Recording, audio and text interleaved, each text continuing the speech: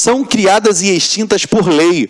Gente, se eu obrigatoriamente crio por lei, que você já viu que está lá no artigo 37, inciso 19, e eu tenho que extingui-la por lei, ou seja, ó,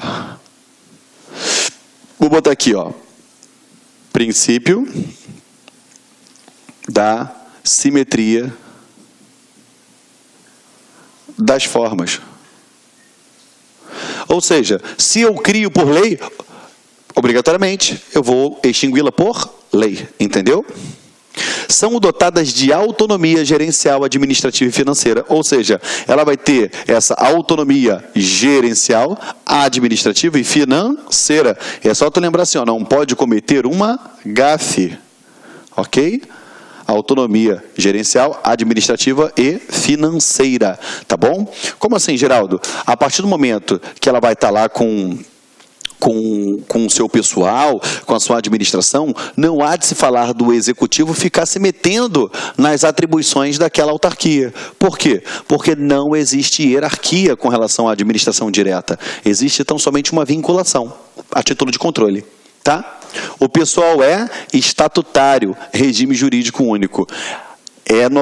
Assim, a gente sabe que com a emenda constitucional 19 de 98, teve uma reviravolta lá no artigo 39, e que assim, a gente não vai se aprofundar dentro disso, porque eles não vão ficar especulando isso, que já passou o tempo dessa especulação, tá bom? Mas assim, de uma maneira bem direta, em 1998 teve uma emenda constitucional que alterou o artigo 39, que deixou de exigir o regime jurídico único. E aí passou a poder contratar do jeito que gostaria de contratar, seja no regime estatutário, no regime seletista. Depois, em 2007, teve uma suspensão dessa modificação, justamente porque, enfim, por violar uma série de institutos, inclusive a própria Constituição Federal. Entende? Então, voltou à redação anterior. Isso é só para você entender, porque se você pegar uma doutrina ou ver alguém comentando algo do tipo, numa prova de ABCDE, numa prova de múltipla escolha, certo ou errado, eles não vão perguntar esse tipo de coisa para você, entendeu? A não ser que seja uma questão discursiva, e aí ele pode trazer à tona esse tipo de debate, mas, em princípio, você fica atento só que pessoal estatutário, regime jurídico único, ou seja, regido por um estatuto. Em âmbito federal, a gente sabe que é a Lei 8.112, tá? Em âmbito federal. Tá? Mas a gente pode ter no âmbito dos estados outros decretos? Pode, cada estado, outras legislações? Sim. Cada estado vai ter a sua legislação que vai reger os seus servidores públicos, tá bom? Vamos embora. Exerce atividade típica de Estado, já coloquei lá em cima para você, ou seja, é a atividade que a gente enxerga de fato, quem vem a exercer ela é a própria administração pública. É por isso que, por exercer atividade típica de Estado, que os próprios doutrinadores dizem que ela é uma extensão do braço estatal, entendeu? Que ela é o chamado longa manus do Estado, entendeu? Longa manus do Estado. É uma extensão do braço estatal. É o longa manus, ok? Imunidade tributária.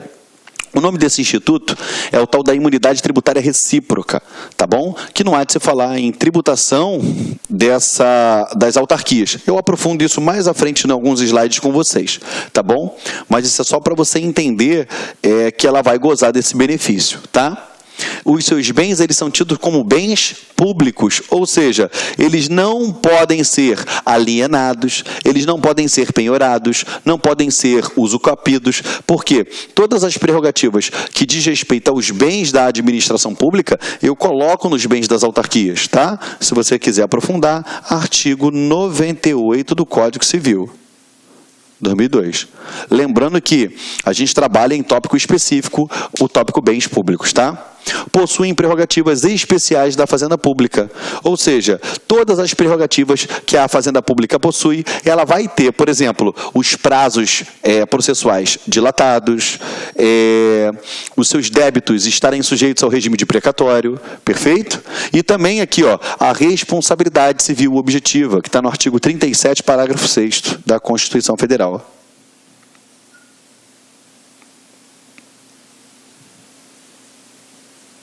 tá? Que é a responsabilidade civil objetiva. Fiquem tranquilos que eu vou falar para você da teoria, da evolução da responsabilidade civil até a gente chegar nisso daqui, tá bom? Porque geralmente quando cobrem concurso, eles pedem lá responsabilidade civil, teorias. Embora algumas teorias não sejam aplicadas, elas são cobradas a título de prova e a gente não pode dar mole com relação a isso daí, tá? Foi? Anotou aí as suas observações juntos? Vamos lá. Eu torno a falar isso daqui mais à frente, por quê? Porque é o que cai, gente, de autarquia. A gente sabe que tem uma gama imensa de informações. Eu poderia passar aqui 10 horas só falando de autarquia e o assunto não seria esgotado. Mas a gente vai simplesmente naquilo que é cobrado em concurso público, tá bom? Inclusive, trago até uns julgados aí para você ficar atento. No artigo 173... que eu já mencionei lá atrás, quando eu falei da atividade econômica por parte da administração pública, preste atenção. Ressalvados os casos previstos nessa Constituição, a exploração direta da atividade econômica pelo Estado só será permitida quando necessária aos imperativos da segurança nacional ou a relevante interesse coletivo conforme definido em lei. Então, quando a gente tem aquela criação lá na frente de empresa pública, sociedade de economia mista, é só quando se tratar do quê? Imperativos da segurança nacional ou relativos ao interesse coletivo ou conforme definido em lei. Até aí tudo bem. Isso aí tá show de bola para você. Parágrafo 1º. As empresas públicas, sociedade de economia mistas e outras entidades que explorem atividade econômica sujeitam-se ao regime jurídico próprio das empresas privadas, inclusive quanto às obrigações trabalhistas ou tributárias. O que eu quero falar isso para você? É porque teve indagação por parte de algumas questões de prova justamente desse fragmento, tá? E eu trago um entendimento do STF sobre isso. Por quê? A questão é, a autarquia ela pode desenvolver atividade econômica? Essa é a regra? Não. A regra é que ela preste atividade típica de Estado. Ela é o longa-manos do Estado. Só que quando o parágrafo 1º do artigo 173 diz e entidades que explorem atividade econômica, quando ele menciona esse entidades... entendeu? Parte da doutrina, parte dos aplicadores do direito, entendeu? Dos administradores públicos, entende que aqui dentro se enquadra a autarquia. E aí a gente já sabe, né? Pô, peraí, se presta atividade típica de Estado, como é que vai prestar atividade econômica? E aí começa aquela especulação, aquele burburinho, e o STF se posicionou a respeito. Tá? Ele diz aqui, ó, autarquia que exerce atividade econômica, tá bom? Lá do artigo 173, parágrafo 1º, que é o que eu trouxe aqui para vocês. Ele diz aqui, ó, autarquia que exerce ampla atividade econômica, inclusive em área que não se identifica com o serviço, e muito menos é de interesse público, como acontece atualmente com a administração dos portos de Paranaguá, ainda deu o exemplo concreto aqui, sujeita-se ao regime próprio das empresas privadas, inclusive quanto às obrigações trabalhistas, não havendo razão alguma para gozar de privilégio da execução através do precatório. Entendimento que se mantém, mesmo após a promulgação da emenda constitucional 19 de 98, recurso não conhecido. Beleza? Então, o que eu quero que você preste atenção? Você já percebeu que ela pode vir até desenvolver uma atividade econômica? Pode, no que diz respeito ao artigo 171, parágrafo 1º. Mas se ela exercer atividade econômica, vamos voltar lá atrás. Ela vai gozar das prerrogativas da Fazenda Pública que você aprendeu aqui comigo? Não. Não há de se falar, porque senão eu vou colocar o quê? Elas não vão ficar de forma igual na balança. Eu vou colocar em posição o quê? Desproporcional. Entendeu? E eu não posso fazer isso.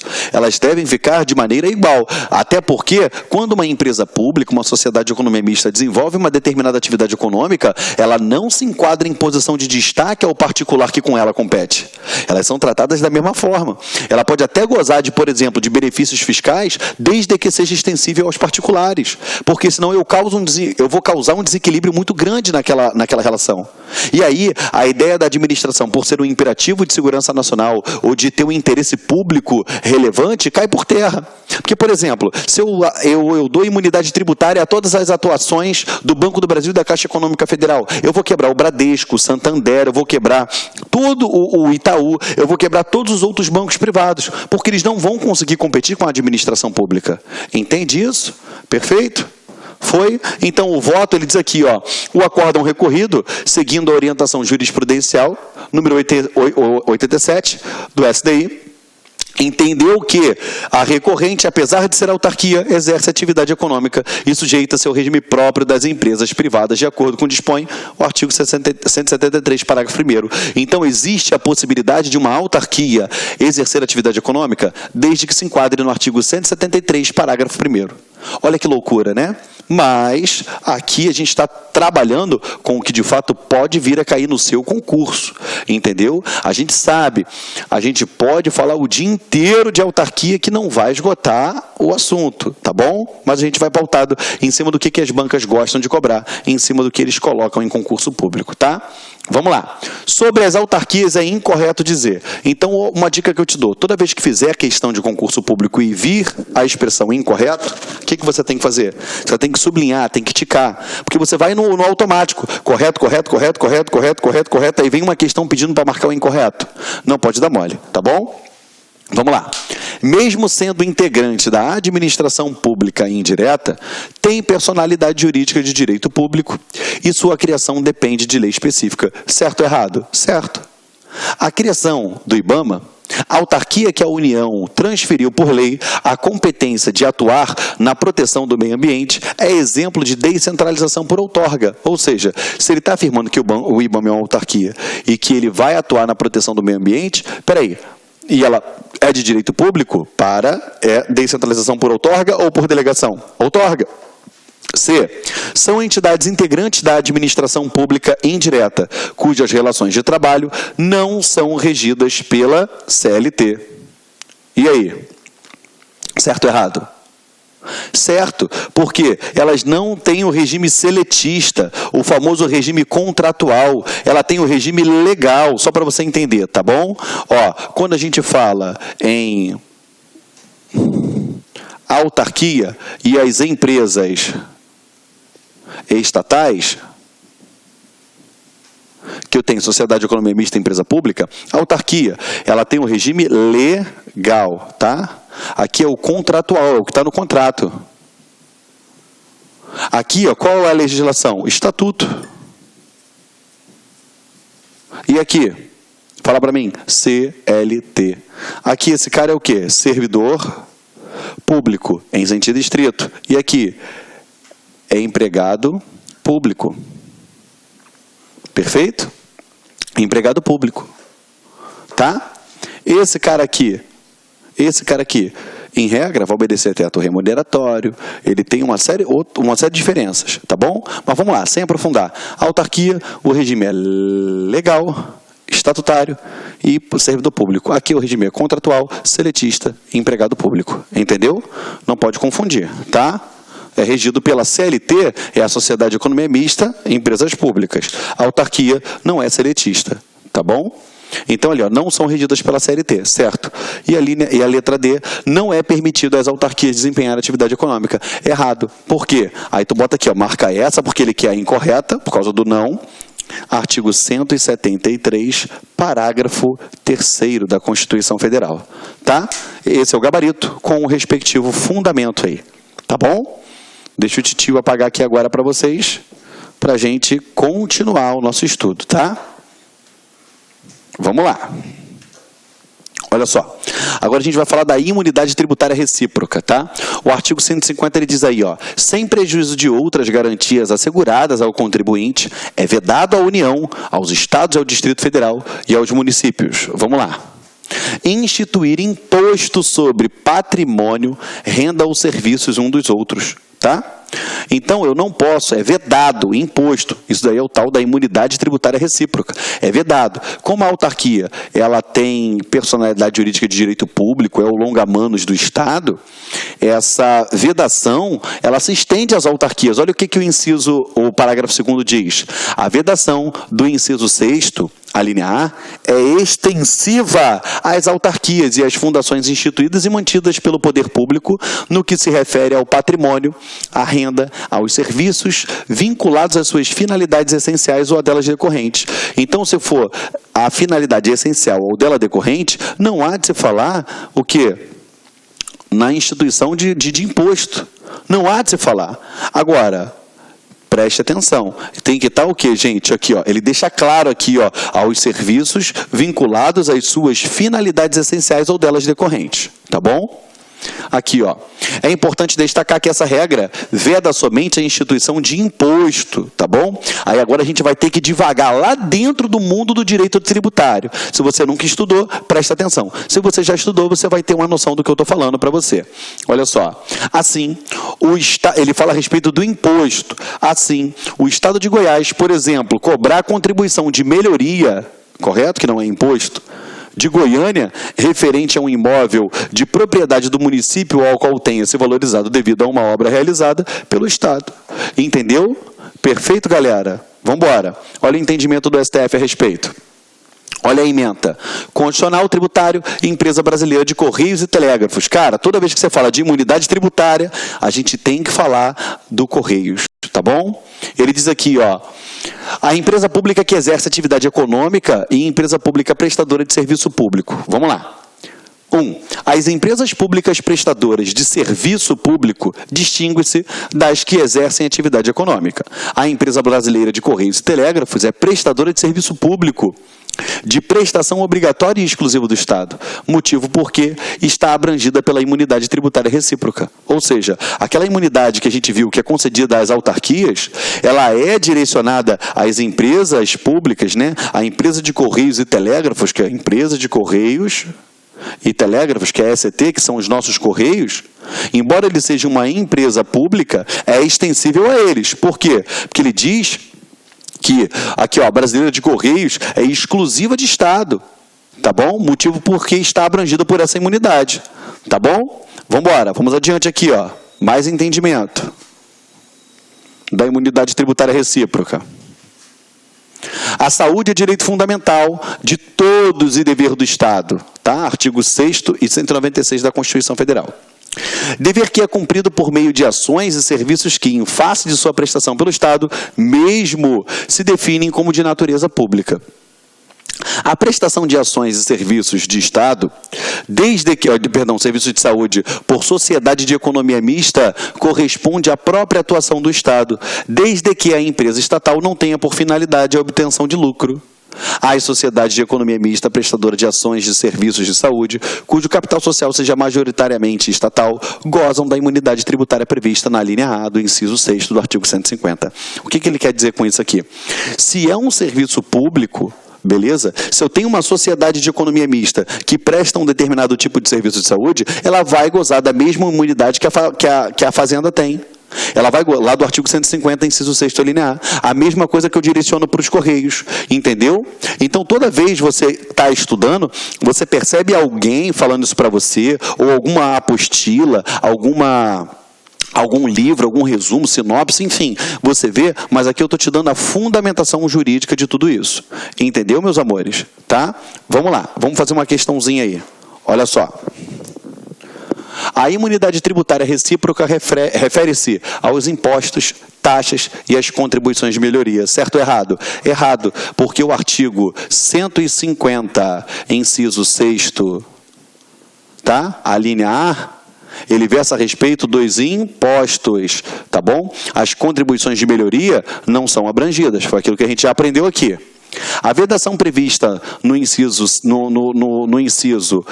artigo 150, inciso 6º, da linha A, aplica-se totalmente ao patrimônio, à renda e aos serviços dos entes da administração indireta, independentemente da natureza das atividades a eles desenvolvidas. Também está o quê? Errado, tá bom? Errado e errada. Porque quando ele menciona todo mundo da administração indireta, cadê o indireto aqui que ele só? Patrimônio... Caraca, sumiu a palavra. Aos serviços dos entes da administração indireta, perdão, está aqui. A administração indireta, ele não está fazendo distinção entre autarquia, empresa pública e sociedade de economia mista. E a gente sabe que a regra é que a empresa pública, a sociedade de economia mista, ela só vai ter direito a isso daqui quando também puder ser extensível a particulares. Se não é extensível a particulares, a regra é que ela não tem essa imunidade do artigo 150. Entendeu? Foi? Então vamos embora, tá? Copiou aí a bagunça? Vou apagar então. Entendeu, gente? Tá? Deixa eu só resumir aqui para vocês. Regra, a autarquia goza lá do artigo 150, inciso 6º. Regra, exceções, empresas públicas e sociedades de economia mista que prestam serviços públicos. Exemplo, foi o correio que eu dei para vocês. Mas desde que prestem serviço público e seja ligado à sua atividade. Tá bom? Foi? Vamos lá. Essa aí é a exceção. A regra é que não venha ter nenhum tipo de imunidade. Entendeu? Foi? Vamos embora. Aqui, ó, ainda dentro de prerrogativas. Você já sabe que os atos administrativos gozam da presunção de legitimidade e veracidade. Tá bom? Essa presunção aqui, ó, ela é tida como um atributo do ato administrativo.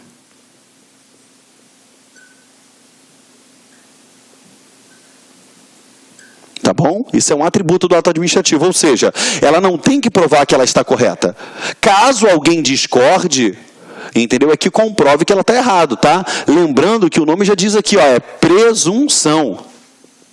A presunção, cara, eu quero que você bote no teu material aí, bota assim, ó, não é absoluta. Ela não é absoluta, ela é relativa. Ela é a famosa presunção iuris tantum, tá? Presunção juris tantum. Os seus bens são inalienáveis, ou seja, não podem ser vendidos, tá? São inalienáveis. Isso é a princípio, tá bom? Porque se eu tiver lei, isso daí acontece, mas aí segue o mesmo trâmite de um bem público. Imprescritíveis, ou seja, eles não podem ser perdidos pelo decurso do tempo, tá bom? Não admitem ação de uso capião. Aqui, ó, e impenhoráveis, eles não podem ser penhorados, tá?